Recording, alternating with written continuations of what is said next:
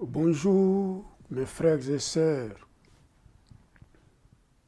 je suis votre humble serviteur, le pasteur Gaston Kiamenga Mavakala Legerme. J'avais commencé un thème qui s'intitulait « Comprendre les salis ». Aujourd'hui, nous allons traiter un autre sous-thème qui est toujours dans les salis, qui s'intitule « Les salis entrent chez nous par l'humilité ». Ici, je voudrais parler de deux personnages contrariés pour pouvoir entrer dans les salis. L'autre avait l'humilité, l'autre connaissait également la loi,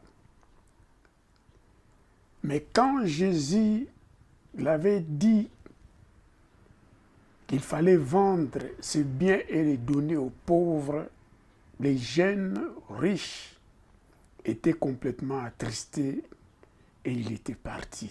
Donc il n'a pas pu suivre Jésus. Ici, dans ce contexte,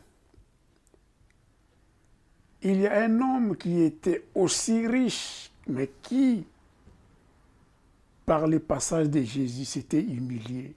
Et l'autre qui était aussi riche, il était devant tout le monde pendant que Jésus prêchait. Il a posé des questions. Comment entrer? Comment suivre Jésus? Et Jésus l'avait dit qu'il fallait le suivre selon le langage, ce que Jésus avait dit. L'homme riche avait également dit que j'ai toujours fait ce que vous me dites. Mais Jésus l'avait dit, il manque une seule chose. Il faut vendre tes biens, donner ce que tu as reçu aux pauvres et viens me suivre. Il était parti. Le récit principal d'aujourd'hui, c'est dans Luc, chapitre 19, du verset 1 à 10, qui parle d'un riche homme appelé Zachée, qui était le chef des publicains. Mais le dernier récit que nous allons lire, c'est du jeune riche, qui n'a pas voulu suivre les conseils de Jésus. C'est dans le livre de Matthieu, chapitre 19, du verset 16 au verset 26. Alléluia, gloire à Jésus. Je vais lire la parole de Dieu et puis nous allons entrer en profondeur de ce que nous allons voir. Le salut entre chez nous, entre dans nos maisons par l'humilité, entre dans nos vies, en notre personne par l'humilité. Je lis la parole de Jésus. Que quelqu'un soit béni aujourd'hui. Alléluia, gloire à Jésus.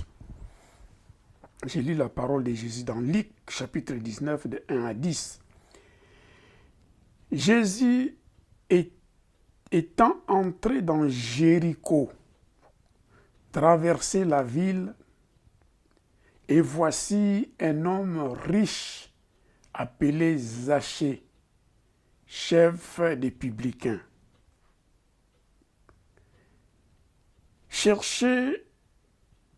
Même Zachée cherchait à voir qui était Jésus, mais il ne pouvait y parvenir à cause de la foule, car il était de petite taille.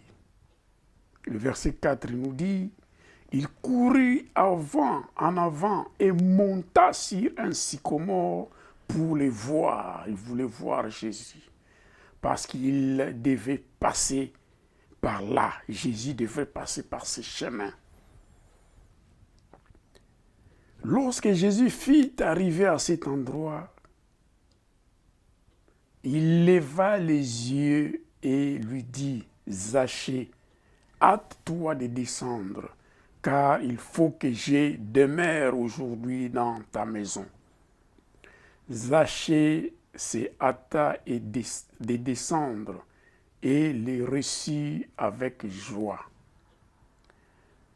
Voyant cela, tous murmuraient et disaient, il est allé loger chez un homme pécheur. Mais Zachée, se tenant devant le Seigneur, lui dit, voici, Seigneur, je donne aux pauvres la moitié de mes biens. Et si je fais tort de quelque chose à quelqu'un, je lui rends les quadruples. Jésus lui dit, le salut est entré aujourd'hui dans cette maison, parce que celui-ci est aussi un fils d'Abraham. Car le Fils de l'homme est venu chercher et sauver ceux qui étaient perdus. Alléluia, gloire à Jésus. Vous voyez, ce récit est très clair. Il n'y a pas beaucoup de choses à expliquer ici. Parce que c'est simple de comprendre la réaction de cet homme qui était riche et la réaction de Jésus en voyant l'humilité de cet homme. Je commence par le verset 1. Jésus était entré dans Jéricho, traversait la ville. Nous savons, nous tous, Jéricho, au temps de Josué, avait des murs barricadés que personne ne pouvait y entrer et y sortir. Il y avait une armée très forte là-dedans. Et les enfants d'Israël devraient passer par là. Et Dieu avait opéré un miracle afin que les enfants de Dieu puissent y passer, y traverser Jéricho. Et nous savons dans ces récits-là de Josué, par la puissance, par la présence de Dieu, les murs de Jéricho étaient écroulés et les enfants d'Israël avaient traversé cette ville. Alléluia, gloire à Jésus. Et cette ville également a été maudite. Mais si ce n'est pas notre argument d'aujourd'hui, on pourrait voir ça un autre jour. Mais ici, cet homme était dans la ville de Jéricho, il s'appelait Zachée. Voyons un peu, définissons cet homme, comment il était dans le verset 2. Et voici un homme riche, appelé Zachée, chef des publicains, cherchait à voir qui était Jésus. Nous savons, nous tous, qu'un homme riche, un homme très riche, souvent les hommes riches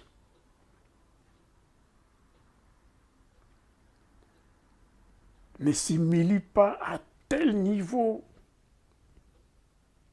de monter même sur un arbre, sur un sycomore, en haut, pour pouvoir voir celui qui devrait passer, qui était Jésus-Christ Nazareth. Il portait la bonne nouvelle et il devrait passer par là.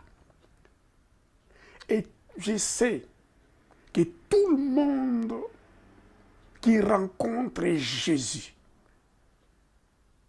qui croise Jésus, sûr et certainement, sa vie doit changer. Si sincèrement, tu rencontres Jésus et tu accueilles ce qu'il te dit, ce qu'il fait en profondeur de ton cœur, ta vie sera complètement changée à partir de ce moment-là. Je vais vous rappeler une chose, quand nous étions des enfants, je suis né en RDC à Kinshasa, souvent, quand le président Mobutu voyageait, c'était souvent quand il venait de l'étranger, et il devrait traverser les boulevards 24 novembre. Ou bien s'il devrait traverser les boulevards du 30 juin. Il y avait beaucoup de jeunes qui avaient également, ils étaient de petite taille, parce que les adultes, souvent, ils prenaient la première place au long de la rue pour pouvoir voir les cortèges de Mobutu qui passaient, pour pouvoir les contempler seulement et saluer le président qui venait. Et souvent, les enfants et les plus faibles, ayant de petites tailles, souvent ils montaient soit dans des murs de maisons ou sur les arbres pour pouvoir voir le président Mobutu qui devrait passer. C'était à l'époque quand j'étais encore enfant. Et cet homme avait complètement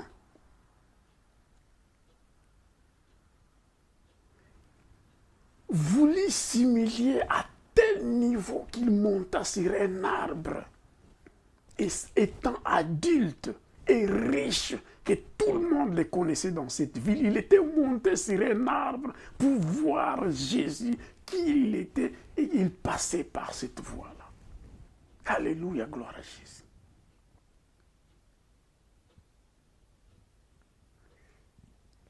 Voilà pourquoi la Bible nous dit également, dans le livre de Matthieu 11, verset 12, depuis Jean-Baptiste jusqu'aujourd'hui, jusqu'à maintenant, pour entrer dans les salis, il faut être un violent. Cet homme n'a pas regardé sa richesse. Il n'a pas regardé sa grandeur au point, dans cette ville de Jéricho, que tout le monde, s'il le voyait monter sur un arbre, d'aller se moquer de lui. Mais lui, il s'était moqué de ça. Parce qu'il voulait s'accaparer, entrer dans le salis. Et il monta sur un arbre. Par la violence qu'il avait utilisée, en utilisant l'humilité. Voyons voir la suite, ce qui est arrivé dans sa vie. Alléluia, gloire à Jésus.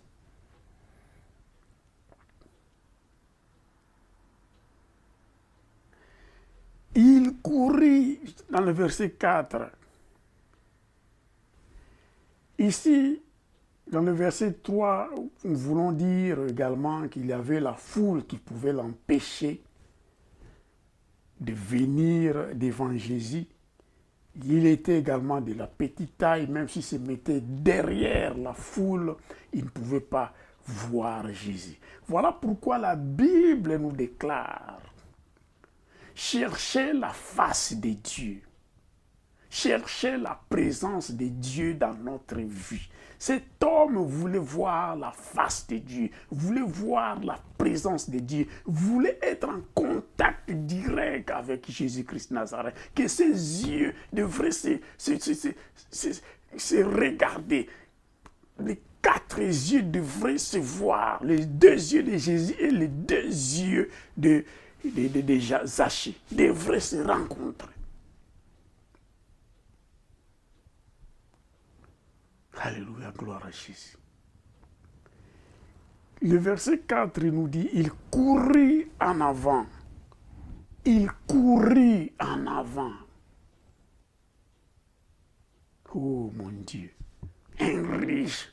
Vous voyez, les riches ont toujours des comportements d'être un peu élégants, de marcher normalement, doucement, et de ne pas se précipiter, parce que leurs richesses leur permettent de vivre ces luxes-là, d'être à l'aise. Mais cet homme, il a couru en avant et monta sur un sycomore, un arbre, pour le voir, pour voir qui Jésus. Parce qu'il devait passer par là. Beaucoup de personnes dans nos vies, nous manquons l'occasion de rencontrer Dieu. Nous manquons l'occasion de recevoir la bénédiction de Dieu, de faire part de ceux qui aiment Dieu. C'est seulement par l'orgueil. Moi, je suis riche. Moi, je suis ceci. Moi, je suis le président de la République. Moi, je suis roi. Moi, je suis reine. Moi, je suis prince. Moi, je suis riche. Qui ne me connaît pas dans cette ville? Je me suis fait un nom et je suis élevé dans ce pays, dans cette ville. Pourquoi je dois m'abaisser au niveau d'un serviteur de Dieu?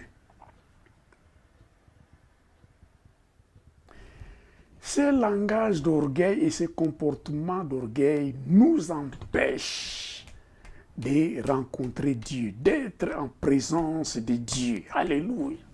Gloire à Jésus. Que quelqu'un soit béni aujourd'hui. Que l'orgueil soit ôté dans ta vie.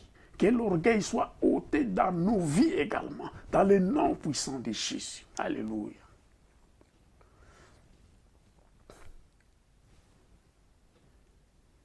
La Bible déclare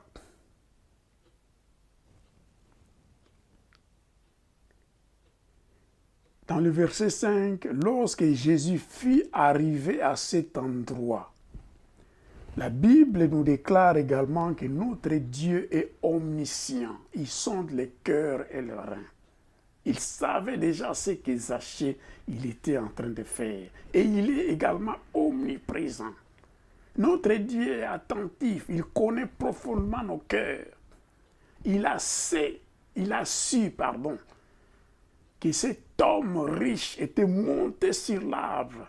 Et en arrivant en ces lieux-là, en connaissant le cœur, dans l'humilité que Zachée était plongé, Jésus s'arrêta. Une fois arrivé à cet endroit-là, il leva ses yeux et lui dit, Zachée, hâte-toi de descendre, car il faut que je demeure aujourd'hui dans ta maison. Alléluia. Jésus lui dit, hâte-toi de descendre. C'est un ordre. Hâte-toi de descendre. Descends vite. Car il faut être violent pour prendre dans la parole de Dieu, saisir ce qu'il dit, pour pouvoir s'accaparer, prendre la bénédiction de Dieu, prendre ce que Dieu veut nous donner à ce moment-là. Beaucoup de personnes renvoient leur opportunité à la rencontre avec Dieu, à la rencontre avec l'Esprit de Dieu. De renvoyer ce qu'ils devraient faire aujourd'hui, ils veulent le faire demain. Pourtant, s'ils le faisaient aujourd'hui, ils entraient également dans le royaume de Dieu. Ils recevaient le salut dans leur vie. Débarrassons-nous de l'orgueil. Soyons vigilants et soyons rapides.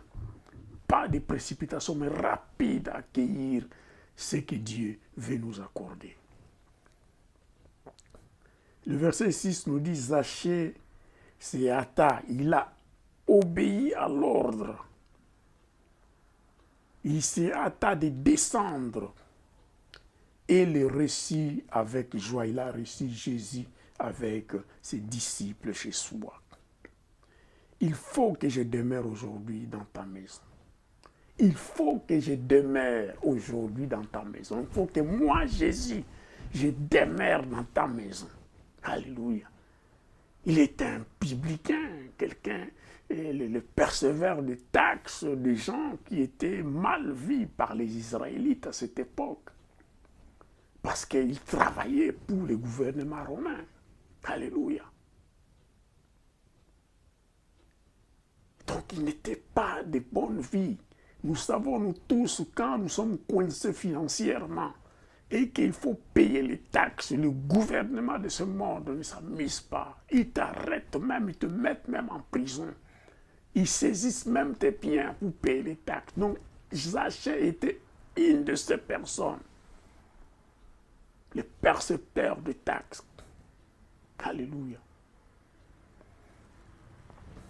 Et Jésus devrait aller dans la maison de cet homme que tous les Israélites qui les suivaient à ce moment-là commençaient à bouder, à murmurer. Pourquoi il doit aller dans cette maison?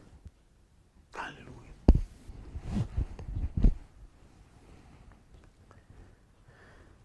Rentrons dans notre argument. Zachée se hâta de descendre et le récit avec joie.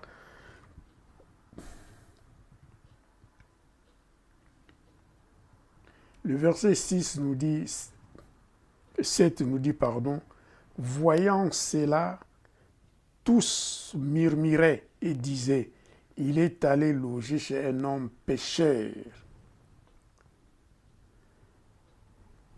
Tous murmuraient, tous se disaient, il est allé loger chez un homme pécheur. Jésus avait dit quand les Israélites même suivaient une femme qui avait commis l'adultère et que la femme devrait être lapidée selon la loi de Moïse. Il courait, la femme courait et la femme s'était agenouillée devant Jésus. Et chacun avait sa pierre à sa main pour pouvoir lapider. Et Jésus leur avait dit, qui n'est pas un pécheur, lance la première pierre. Tout le monde, des enfants jusqu'aux vieillards, ils étaient dispersés. Car personne est sans péché parmi nous les humains. Alléluia, gloire à Jésus. L'unique et la seule personne qui était née d'une femme, ici-bas sur terre, était Jésus-Christ de Nazareth, qui était sans péché. Mais il fut condamné pour nous. Il avait pris tous nos péchés sur lui pour nous libérer, pour nous sauver, pour ôter tous nos péchés. Il avait pris tous ses péchés sur lui. Il a vécu l'humiliation, la mort sur la croix. Et son sang avait coulé et versé pour nous qui commettions des péchés. Et lui, il est mort sur la croix pour nous. Et son sang fut versé pour ôter nos péchés. Alléluia, gloire à Jésus.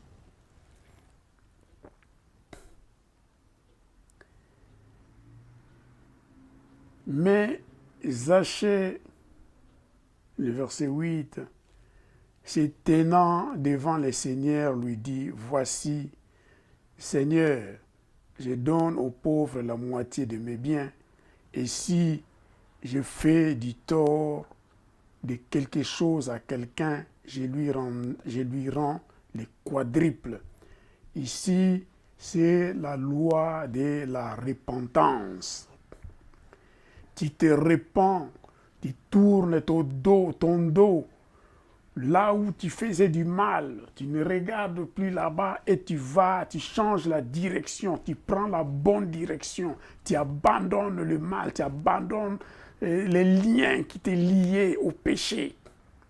Et lui a dit, je vais rendre, je donne aux pauvres la moitié de mes biens, parce qu'il a cumulé beaucoup.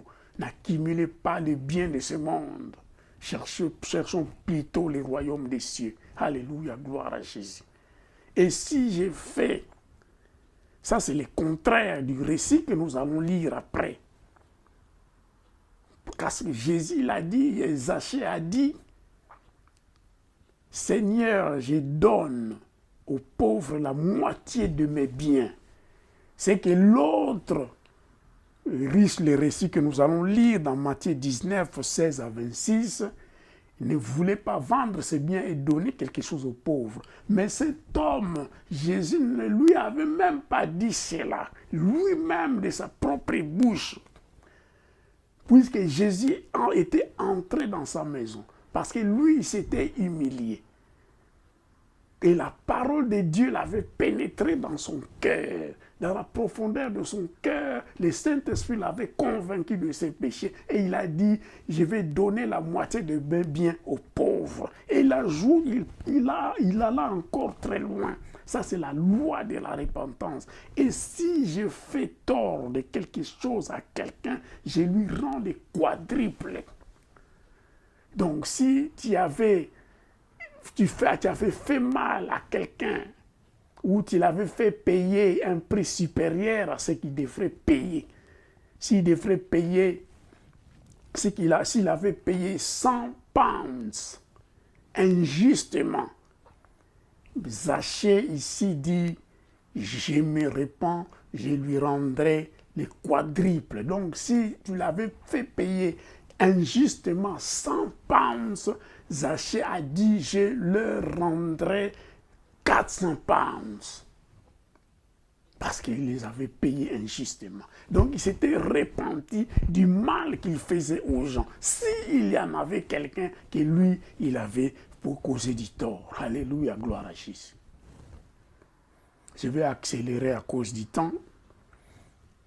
C'est la repentance.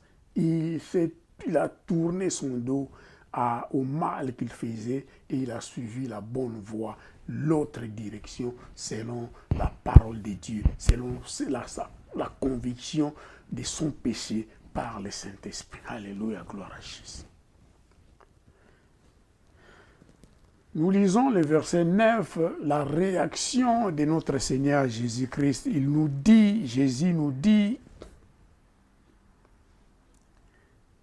Jésus lui dit, il dit à Zachée, le salut est entré aujourd'hui dans cette maison parce que celui-ci est aussi un fils d'Abraham. Alléluia. En d'autres termes, je dirais, tous ceux qui béniraient Abraham seront bénis et tous ceux qui maudiront Abraham seront maudits. Alléluia, gloire à Jésus. Lui, il s'était repenti. Il a dit que je donnerai la moitié de mes biens aux pauvres. Cela veut dire que il bénirait les pauvres, Zachée. Donc c'est dans le principe de la loi de la sémence et de la récolte. Tu donnes aux pauvres. Et comme si toi tu as béni Jésus, tu as béni Abraham, et Dieu également te bénit. Alléluia, gloire à Jésus. Je rendrai les quadruples. J'avais fait de mal à quelqu'un. Il avait payé injustement 100 pounds. Et aujourd'hui, je lui rendrai 400 pounds parce qu'il avait payé 100 pounds injustement. Pour cette parole, de l'humilité qu'il était monté sur l'arbre du sycomore, de l'humilité qu'il allait donner la moitié de ses biens aux pauvres, de l'humilité qu'il a reconnu. S'il y avait quelqu'un à qui lui il avait fait mal, certainement il y en avait parce que les publicains, ils ne pardonnaient pas, même si tu plairais que tu devrais payer après, ils ne pardonnaient pas souvent. Qu'il devrait rendre les quadruples. Et notre Seigneur Jésus lui dit, comme il avait suivi les bons chemins, la bonne voie, l'autre direction, le contraire de ce qui est lié au péché, Jésus a dit, aujourd'hui le salut est entré dans cette maison parce que celui-ci est aussi un fils d'Abraham. Alléluia, gloire à Jésus. Si nous faisons du bien, nous bénissons les autres, nous bénissons Abraham, nous serons également bénis. Pour être fils d'Abraham, un descendant d'Abraham, il faut suivre l'exemple d'Abraham lui-même. Alléluia, gloire à Jésus.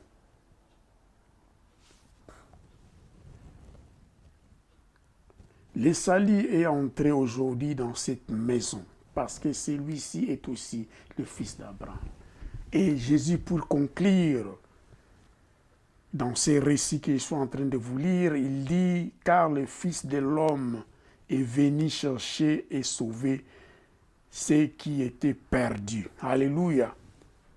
Beaucoup parmi nous, nous sommes perdus. Mais Dieu est venu dans ce monde pour donner, nous accorder également la grâce de proclamer la bonne nouvelle à ceux qui en ont besoin. Si tu avais perdu le chemin, si nous avons perdu le chemin au Seigneur, Jésus est venu dans ce monde pour nous chercher, nous en tant que pécheurs, pour nous sauver également, car nous étions perdus. Car la Bible déclare, Jésus avait dit dans sa parole, quand je suis un berger, je pars avec les moutons. Une brebis est tombée en arrière. Je laisserai les 99 brebis, je retournerai en arrière pour récupérer la brebis perdue. Alléluia, gloire à Jésus. Jésus ne laissera jamais tomber ce que Dieu, son Père, lui avait donné entre ses mains. Il retournera en arrière pour nous récupérer. Alléluia, gloire à Jésus. Soyons-en sûrs, Jésus est venu pour nous chercher. Jésus est venu pour nous sauver. Et il ne nous abandonnera jamais si nous sommes tombés dans une fossée, dans un trou, dans le piège de l'ennemi. Il viendra nous relever de là pour nous amener dans la bergerie, là où il y avait les 99 qui étaient avec lui. Car il ne nous abandonnera jamais. Il nous reprendra toujours avec lui dans le nom puissant de Jésus-Christ Nazareth. Merci Seigneur. Je vais entrer rapidement dans le deuxième récit pour comprendre un peu la contrariété qui existe entre les deux personnages, entre Zachée et le jeune riche qui était également en connaissance de la parole de Dieu. Alléluia, gloire à Jésus. Je lis la parole de Dieu rapidement et je vais courir rapidement pour vous montrer ce qui s'opposait entre cet homme et Zachée. Lisons la parole de Dieu dans Matthieu 19, verset 16, du verset 16 jusqu'au verset 26. La Bible nous dit dans le verset 16, « Et voici un homme s'approcha et dit à Jésus, « Maître, que dois-je faire de bon pour avoir la vie éternelle ?» Jésus lui répondit, « Pourquoi m'interroges-tu sur ce qui est bon? Un seul est bon. Si tu veux entrer dans la vie, observe les commandements. » Lesquels, lui dit-il, le jeune riche? Et Jésus répondit, « Tu ne tueras point. Tu ne commettras point d'adultère, tu ne déroberas point, tu ne diras point de faux témoignages. Honore ton père et ta mère, et tu aimeras ton prochain comme toi-même. » Le jeune homme lui dit, dans le verset 20, « J'ai observé toutes ces choses. Que me manque-t-il encore? » Alléluia. Verset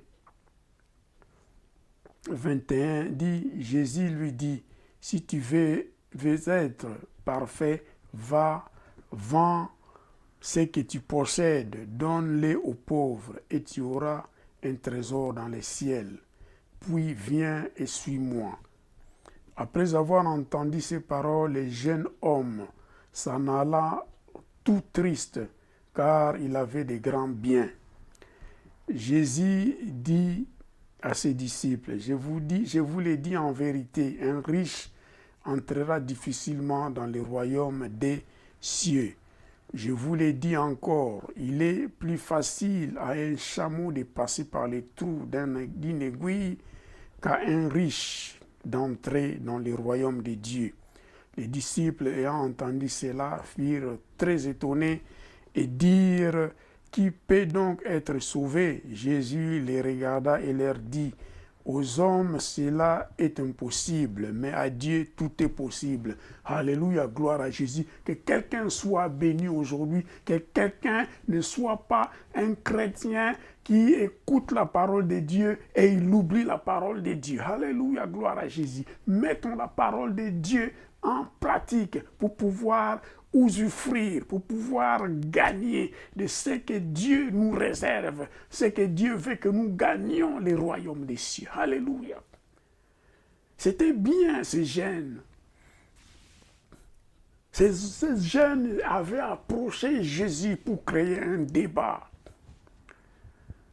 Il dit: Maître, dans le verset 16, que dois-je faire de bon pour avoir la vie éternelle? Lui, il était rassuré que lui, il faisait du bien, il était bon.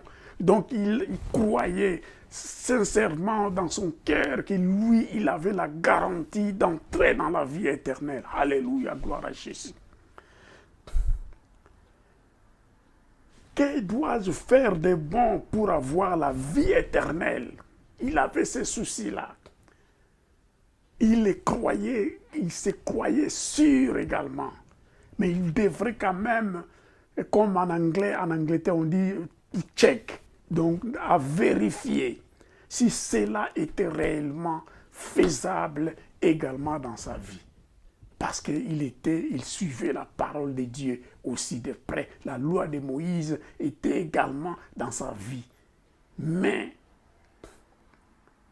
il posa la question au maître, celui qui était venu bouleverser la donne de ce qui était de la loi de Moïse. Les gens suivaient de lettre en lettre la loi de Moïse, sans oublier qu'il y avait aussi la flexibilité. C'est que Dieu veut que l'homme soit capable de comprendre la profondeur des choses spirituelles pour pouvoir réellement hériter le royaume de Dieu. Et ceux qui étaient dans la loi de Moïse, souvent, ils étaient moins liés à l'Esprit de Dieu, mais ils étaient terre à terre. Alléluia, gloire à Jésus. Jésus lui répondit: pourquoi m'interroges-tu sur ce qui est bon? Un seul est le bon, c'est Dieu qui est dans les cieux. Alléluia. Et Jésus lui-même, il était le bon. Alléluia, gloire à Jésus. Parce qu'il n'avait point commis les péchés ici-bas sur terre. Alléluia.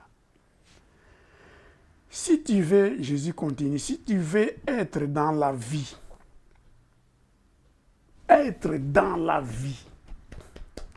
observe les commandements. Et le jeune riche demanda: lesquels? Lui dit-il. Et Jésus répondit, parce qu'il a posé la question de comment observer quel commandement. Et Jésus lui a relaté tous les commandements qui étaient écrits dans le livre de Moïse. Tu ne tueras point, tu ne commettras point d'adultère, tu ne déroberas point, tu ne diras point de faux témoignages, honore ton père et ta mère, et tu aimeras ton prochain comme toi-même. Alléluia.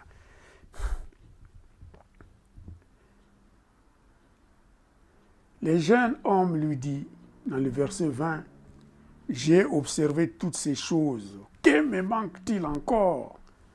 Oh, alléluia. Il était sûr que quelque chose ne lui manquait pas pour pouvoir entrer, avoir la vie éternelle. Lui se croyait qu'il avait déjà la vie éternelle entre ses mains. Il dit, que me manque-t-il encore? Jésus lui dit, dans le verset 21, si tu veux être parfait, il faisait bien, il observait certains commandements. C'était bien qu'il les observait. Mais il n'était pas parfait pour pouvoir hériter le royaume de Dieu. Alléluia. Gloire à Jésus. Va, Jésus lui dit, si tu veux être parfait, va, vends ce que tu possèdes, donne-les aux pauvres, et tu auras un trésor dans le ciel. Puis viens et suis-moi. Alléluia, gloire à Jésus. Je voudrais vous dire une chose. Moi, j'essaye un peu de gratter un peu à la guitare. J'essaye un peu de bricoler au saxophone. J'essaye un peu de mettre mes doigts sur le piano. Mais je voudrais vous dire, il y a certaines personnes, quand tu les rencontres, lui, il joue la guitare ou bien le piano ou bien il joue les saxophones et ils sont très liés à leurs instruments. Mais souvent, ils sont liés à des instruments qu'ils ont achetés très cher. Si tu trouves quelqu'un qui jouait la guitare, il te dit, moi, j'ai cette guitare qui date, par exemple, de 1926. Aujourd'hui, ça coûterait dans des... Tu parles même d'un prix, il te dit, par exemple, ça peut coûter aujourd'hui dans des 30 000 pounds. Ou bien, j'ai joué ces saxophones, l'avait joué, l'avait sonné, et donc un grand saxophoniste de l'époque, donc on les a vendus aux enchères à des prix prohibitifs, mais moi je l'avais acheté. J'avais acheté même à, disons, 27 000 pounds par exemple. Et l'autre te dira, par exemple, j'ai chez moi donc un piano qui date de 1200, donc de 1930 par exemple. Et je le conserve richement parce que chaque année, j'appelle quelqu'un qui doit venir ajuster le corde pour que ça continue à sonner bien. Et le prix de ce piano aujourd'hui, ça te coûterait donc... je ne céderai pas à quelqu'un parce que je le garde à mon cœur. C'est comme quelque chose de l'idolâtrie. Alors, cet homme dit à Jésus, Jésus lui dit, si tu veux être parfait, va, vends ce que tu possèdes, donne-les aux pauvres. Donc, un saxophoniste qui conserve un saxo qui l'a coûté 30 000 €.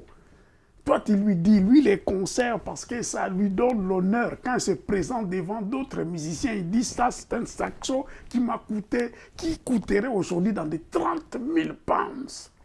Donc, je ne le céderai à personne. Et toi, tu lui dis, vends ce saxo et donne cet argent-là aux pauvres.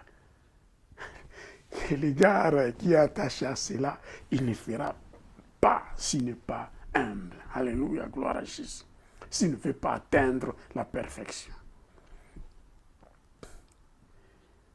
Si tu veux être parfait, va, vends ce que tu possèdes, donne-le aux pauvres et tu auras un trésor dans les ciels. Lui n'a pas... On continue le récit, puis viens et suis-moi. Jésus l'a donné ces conditions de vendre ses biens. Nous avons constaté qu'ici, cet homme, il était à la connaissance des commandements de Dieu et il mettait quelques-uns en pratique. Mais Zachée, au contraire, il ne le mettait pas en pratique. Alléluia. Parce qu'il était israélite aussi, mais il ne mettait pas en pratique normalement ce qui était écrit dans les commandements, dans la loi de Moïse. Et ici, c'est lui qui observait le commandement, lui il a dit, lui il avait répondu à Jésus. Hein? Lui il avait répondu dans le verset 20, il avait dit, les jeunes riches, j'ai observé toutes ces choses, que me manque-t-il encore? Lui dit qu'il avait observé tous ces commandements, donc il en était orgueilleux. Alléluia.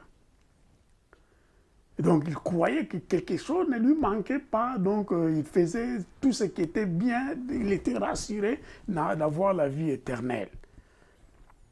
Et Jésus l'avait dit que quelque chose te manquait. Si tu vends ce qui t'est bien et tu donnes ça aux pauvres, il n'a même pas dit ce que Zachée avait dit. Si j'avais fait le tort à quelqu'un, je lui rendrai les quadruples. Jésus n'était même pas arrivé là-bas. Jésus l'a dit seulement, vends tes biens et donne ce que tu as aux pauvres. Mais lui, suivant son comportement ici, puis vient me suivre. Après avoir entendu ces paroles, le jeune homme s'en alla tout triste, car il avait des grands biens. Alléluia. Lui, il avait ses biens. Prenons l'exemple aujourd'hui, quelqu'un qui a acquis beaucoup de choses, qui s'est fait la richesse, il s'est donné son renommée. Tu pars, par exemple, tu dis à le feu Berlusconi, par exemple, en Italie, tu dis, vends toutes tes télévisions et donne ton argent aux pauvres.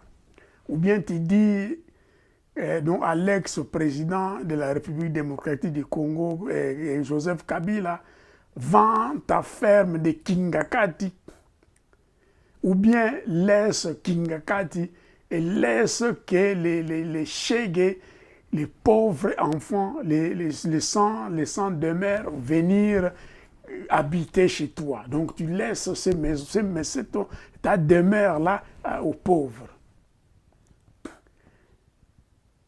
Je ne sais pas si un jour Kabila pourrait, si cette requête-là lui a été adressée, il pourra laisser Kingakati pour le laisser aux pauvres, aux chèques, il allait dormir là-bas, je ne sais pas. Mais s'il sera humble, il abandonne cela. S'il abandonnera cela pour les pauvres, il aura gagné une place dans le royaume des cieux. Dans le cas contraire, c'est comme ces jeunes, il est parti triste parce qu'il avait des grands biens. Alléluia, gloire à Jésus. Soyons attentifs à ces choses pour entrer dans le royaume des cieux, pour avoir la vie éternelle, pour accéder au salut.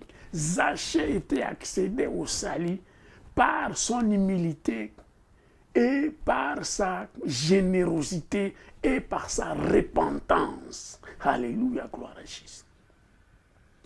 Il n'était pas orgueilleux de connaître la parole de Dieu au fond. Mais il avait reconnu seulement que sa parole l'avait fortement touché et ça avait changé ses dons, sa façon de voir, sa mentalité qu'il avait avant. Il était changé complètement. Il allait jusqu'à vendre ses biens et promettre s'il avait fait du tort à quelqu'un, il allait lui rendre les quadruples. C'est ça l'opposition entre Zachée et ce jeune riche. Alléluia, gloire à Jésus. Et Jésus, pour conclure, il dit, Jésus dit à ses disciples, je vous l'ai dit en vérité, un riche entrera difficilement dans le royaume des cieux. Je vous l'ai dit encore, il est plus facile à un chameau de passer par les trous d'une aiguille qu'à un riche d'entrer dans le royaume de Dieu. Les disciples ayant entendu cela furent très étonnés et dirent qui peut donc être sauvé? Jésus les regarda et leur dit, aux hommes cela est impossible, mais à Dieu tout est possible. Alléluia, gloire à Jésus. Alléluia, gloire à Jésus. Pour conclure, mes frères et sœurs, je crois que quelqu'un est béni parmi nous aujourd'hui. Je vais vous lire un seul verset pour conclure, pour descendre dans l'Acte des Apôtres, chapitre 4, verset 12, qui nous dit, la parole, je lis la parole de Dieu nous dit, Acte chapitre 4, verset 12, il dit, il n'y a de salut à aucun autre, car il n'y a sous le ciel aucun autre nom qui ait été donné parmi les hommes par lesquels nous devions être sauvés. Alléluia! Zachée avait cherché le nom de Jésus. Il avait rencontré Jésus et le salut était entré dans sa maison. Et cet homme les jeunes riches, il avait rencontré Jésus. Il n'a pas entendu les conseils de Jésus, la parole de Jésus, les recommandations de Jésus de vendre tous ses biens et de donner aux hommes. Il avait tourné son dos au Jésus et partir tristement parce qu'il ne voulait pas perdre ses biens. Alors il s'était éloigné du salut. Il s'était éloigné de la vie éternelle. Car il voulait continuer à vivre dans ses biens, dans ce qui lui faisait devenir même comme un idolâtre.